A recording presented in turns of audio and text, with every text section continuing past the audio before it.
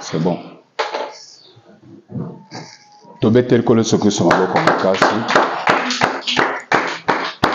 Kole sopambola yo.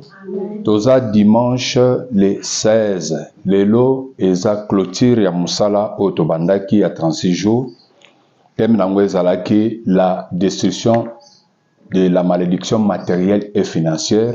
Et Nzamba salibiso grâce que par rapport à Moussalo ezalaki ya communauté, quoique nous sommes à la maison, Nzamba sungibiso au moins 24 cultes qu'on a réussi. Il y a Mateya et preuve à l'appui yango yotoza na nkatata ba vidéo.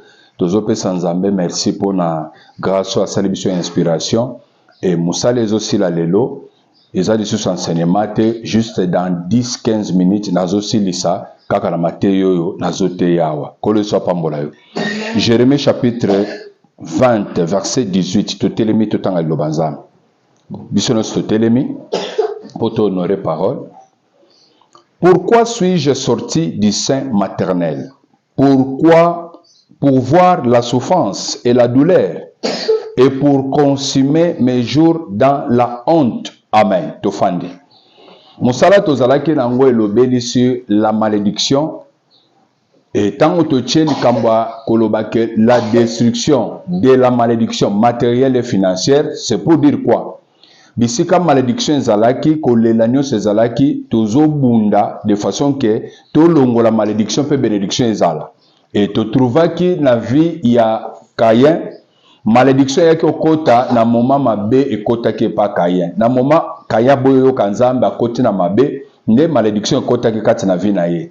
Awa ozokuta mutune ezotunama e mutune ezotunama na tonga lelo na clôture awa eza po yopo mituna mutuna wana.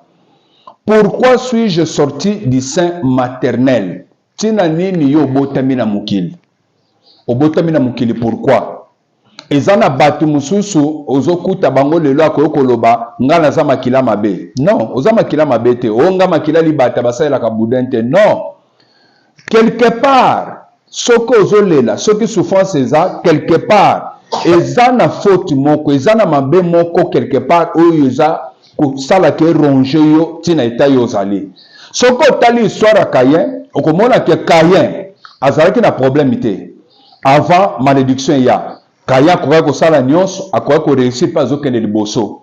Mon kuti Caïn tanga sali mabe Nzamba zoya ko pinir ye azoloba boyi ke tikala koyeba mabele oyo yambi makila ndeko na yo eke pesa yo lisusu richesse nango te. Nzamba lobi te ke Caïn kozwa lisusu te. Non, po Caïn pa tongaki emonani ke na kati ya Bible Caïn atongaki. Mais kotonga tope kozala na mwa biloko na mutu kozala na richesse eza biloko mibale ekeseni koloso pambola yo. C'est pour dire quoi?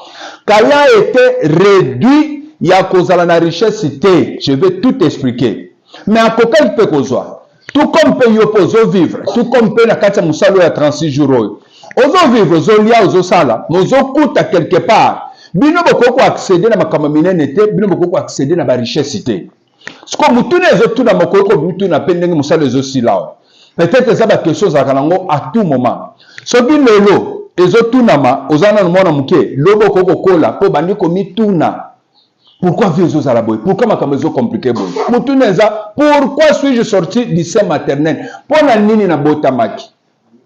Et ça mutune ezotuna, nde bazo continuer ko répondre. Pourquoi je suis sorti du sein maternel? Pour voir la souffrance. Est-ce que yo botamaki kako bon mona passe? Bon musala nyonso to sali ya 36 jours. Eza po yo tikala ka bongo to eza pe po Nzamba sala nini a aider yo. Koloso pambola yo. Pona nini na botami na kati ya papa botinga na mama botinga pourquoi na bimina libuma mama? Est-ce que eza po ka na mona passe pour na souffrir? Est-ce que eza po na vivre douleur? Tant que tozolo ba souffrance eza na makambo ebele. Tant que tozolo ba douleur eza na makambo ebele. Eza na batu lelo bazo souffrir. Makambo etali mbongo eza tout un problème pour na bango. Makambo etali ko zobiloka mukili eza problème bango ba kotikala na souffrance TV na bango mobimba. Soko tali histoire ba rekabik. Donc ba condamner bango na souffrance moko ba koko simba biloka mukili te, ba koko sana ba mbongo te, ba koko réussir te. Peut-être lelo na zote yawo. E ko za ndetse zo paraître ndetse loko moko ba je. Mais ndenge nga na komi papa na vie na zo mené. ndenge yoko koma papa na vie yoko komene. C'est-à-dire okoko koma pe na momo ko ngomitu na ba question. Pourquoi souffrance? Pourquoi vie à douleur? Qui dit douleur? Même kolia, il faut ya calcul. Même quand il faut un calcul. Donc, ce qu'on a passe, c'est la douleur. Mais tandis que la Bible est la caillonine. Somme 127, la Bible est la banine. Dieu donne autant à ses bien-aimés pendant leur sommeil. C'est-à-dire, dans le moment où il y a Nzamba bongisaka nino sengela pesa biso. Et bon soki musalo nyonso to sali ezalaki ke po Nzamba sunga biso tika ete kaka clôture to sala awa. À partir à lobi lundi makambo changer. Alléluia. À partir de lundi, lundi, ma cambe changé. Nazo pesa verset musus. Kalaming tozo mana pena aussi sanangai. Nazo zo nombre chapitre. Nombre chapitre 22. Nombre chapitre 22, premier verset ti na 6e verset. Les enfants d'Israël partirent et ils campèrent dans les plaines de Moab, au-delà du Jourdain, vis-à-vis de Jéricho. Balak, fils de Tippor, vit tout ce qu'Israël avait fait aux Amoréens, et Moab fut très effrayé en face d'un peuple aussi nombreux. Il fut saisi de terreur en face des enfants d'Israël. Moab dit aux enfants des mendiants, cette multitude va dévorer tout ce qui nous entoure, comme le bœuf broute la verdure des champs. Balak, fils de Tippor, était alors roi de Moab. Il envoya des messagers auprès de Balaam, fils de Béor, à Pétor, sur le fleuve, dans le pays des fils de son peuple, afin de l'appeler et de lui dire, voici un peuple sorti d'Égypte, il couvre la surface de la terre, et il habite vis-à-vis de moi. Verset 6, viens, je te prie. Awa roi Balak, nde azoya pona koluka Balaam. Azoluka Balaam pourquoi? Tango Israël a bimi na kati na Égypte. Azotambola na kati na désert. Tia yeko koma pembe na roi Balak a telemi place wana tcheka na ewan. Roi Balak kobanga sango nyonso ya Israël, kobanga étoile ya Israël. Komona ndenge nini Nzambe abongisi malamu pona bango. Ce matin aussi, nous avons vu que Nzamba bongisi malamu pona yo. Alléluia. Nzamba bongisa via malamu. Nzamba bongisa ba projet malamu pona biso. Nakobanga ya roi Balak, azoya ko luka prophète Balaam pour lui dire ceci. Viens, je te prie, maudis-moi ce peuple. Azozwa prophète Balaam pour ça la nini a maudire Israël. Israël nan nde peuple de Dieu, nde bananzam. Et ce matin, nous sommes réunis na présence ya Nzambe biso bana ya Nzambe. Alléluia. Nous sommes réunis devant notre Dieu. Viens, je te prie, maudis-moi ce peuple, car il est plus puissant que moi. Peut-être ainsi pourrais-je les battre et les chasserai-je du pays. Car je sais que celui que tu bénis est béni, et que celui que tu maudis est maudit. Je voulais dire quelque chose à quelqu'un ce matin. C'est la clôture. Bazolo baboy. Batamokili ba roi Balak. Bazoye ke prophète Nzambe a le pouvoir de bénir et de maudire. C'est-à-dire, nakata musala Nzambe, même moi qui suis votre papa, attention. Papa le bamabete pour nayo pour que maudire le vie. Lukaka ke papa le ba toujours malamu likola vi na yo pour pambola yo. C'est-à-dire, nakata mutu na Nzambe azaka na pouvoir te pona ko bénir bato, mutu na Nzambe azalaka pe na pouvoir ya ko maudire bato. Et un jour, Elisa azokende, bana babimi bandi ko sekelize bazolo ba mutali bandi, mata, bandi zo pela moto. Tant bazo finga ye, ils étaient au nombre de 42. Masolo nazo beteza masolo la Bible. Bana wana 42 enfants, bamoni papa moko azoleka nzoko ne mutu na Nzambe sans ke bayeba. Bandi ko seka ye, mutali bandi, mutali bandi. Tant bazo seka, Elisa baluki a maudire bango au nom de l'Éternel. Tant a maudire bango, urusumi bali babimi na kati na zamba, basali nini? Baye balie bana wana. Balie 42 enfants, matange koti na kati ya mboka. Pourquoi? Parce que basakaneli mutu na Nzambe, et mutu na Nzambe asaki nini? A maudisaki bango. Et ce matin, Je sais que tu as le pouvoir de bénir et le pouvoir de maudire. C'est-à-dire, Moussaloyo, comme thème la destruction de la malédiction matérielle et financière, le Moïse a tellement pas la malédiction na vie à Ribin. Moïse a dit que Ribin nous vive. Ce matin, na pouvoir ou epesa melinga, o nzamba tia na kati na ministère nanga, ke na kosambela batu bakobonga, ke na koteya batu bakolandanga monde entier, yanga mateya monde entier bandokolandanga, par ce pouvoir-là du Saint-Esprit, au nom puissant de Jésus, ce matin, je vais maudire et je vais bénir. Alléluia. Et je commence par la malédiction. Je sais que ce que tu maudis est maudit. Et pour t'aider ce matin, pour t'aider, toi qui me suives, toi qui me donnes confiance, c'est ton ateyaka. Yo muto osela quand même makambo na zote na ba offrande na yo. Le kolo personne confiance en tant que ministre de Dieu. J'ai un mandat, on a pour exercer le kolo vie na yo pour t'aider. Et pour t'aider, malédiction. Ce matin,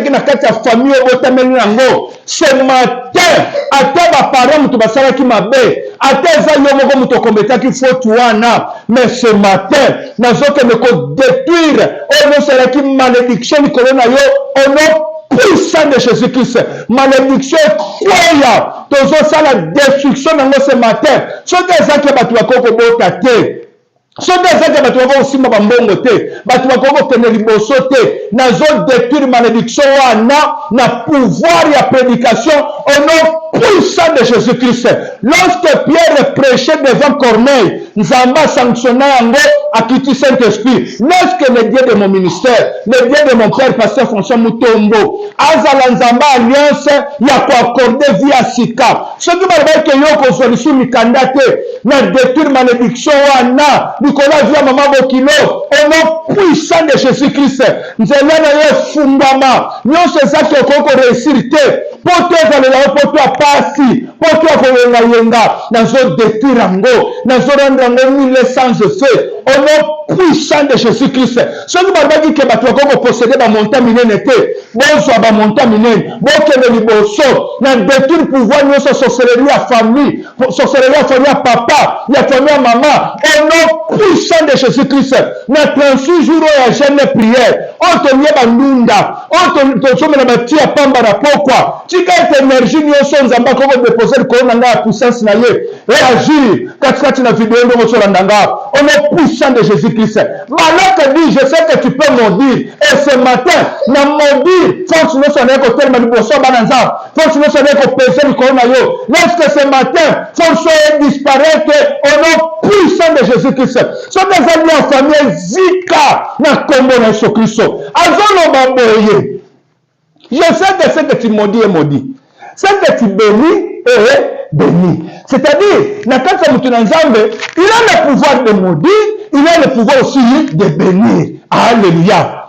Dans 2 minutes, il a le pouvoir de bénir, il a aussi le pouvoir de maudire. Comme je viens de maudire la force du ténèbre, la malédiction, elle a détruit au nom de Jésus. Maintenant, ce matin, dans le canal propulsé finayo, dans le canal qui nous bosso, pour qu'elle libosso, je dois te bénir. Et la bénédiction, c'est toujours, c'est le supérieur qui bénit l'inférieur. Je vais te bénir ce matin. Lorsque la bénédiction de Dieu se repose sur toi, et maintenant, c'est quoi la bénédiction de Dieu? Alléluia. C'est quoi la bénédiction de Dieu? Genèse chapitre 1er. Genèse chapitre 1er, le verset...